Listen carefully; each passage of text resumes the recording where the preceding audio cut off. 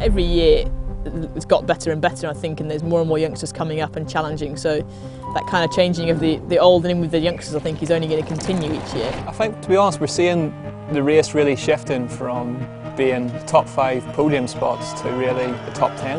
Yeah, definitely. Because there's such a strong field of riders now. Overall title is going to be a pretty close one to call.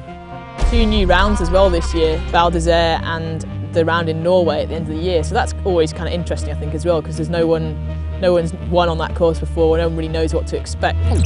Aaron Gwynn's going to be the man to beat again on the downhill, I think. Just from being on his team last year and seeing the character, no stress, he just gets on with it. He'll just be ready to do the same thing again. He's just up there rolling it out, he's a powerhouse. Out of everyone, he's remained consistent over the off-season. He's on the same bike, same team, still going with the Tomac programmes. He's basically Supercross fit. Top 10 is so strong now.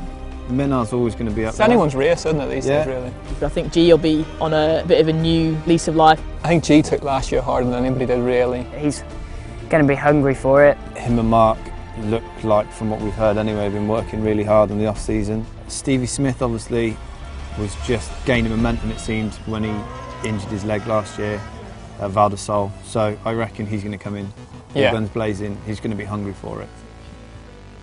All the Lapierre boys are potentially up there. And then you've got the likes of Brendan, who obviously was hampered with injury pretty much the entirety of last year, well, in fact the whole of last year, after injuring himself. It'd be nice to see him get a good strong consistent season under his belt as well, and apparently he really likes the Fox suspension as well. Apparently he's getting on very well with that. Big news, of course, is also the Syndicate switching to Shimano and Fox. Bryson's keeping on chipping away at it and seems to be improving and improving.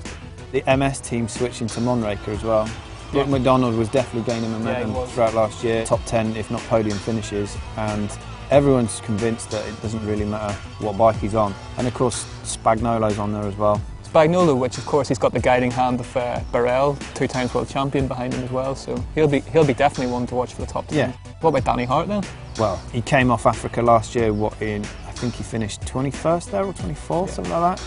And he put his head down and just trained his arse off. He said that's what he needed for the rest of the season, and then Fort Bill came in, 2nd place, and then I don't think he was out the top 5 after that, was he? No. And then obviously Worlds, where he just absolutely dominated. When we were speaking to him in late October, early November, he was all ready to get his head down and train hard. Youngsters like Danny Hart's going to come away with confidence from last year's Worlds, into a new season. Troy Brosnan's been absolutely killing it in Australia at the Nationals over our winter.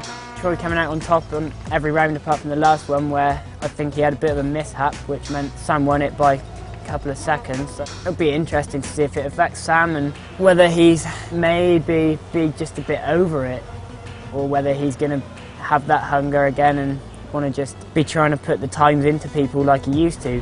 For in-depth coverage of the 2012 Downhill World Cup Series, stay tuned to BikeRadar.com.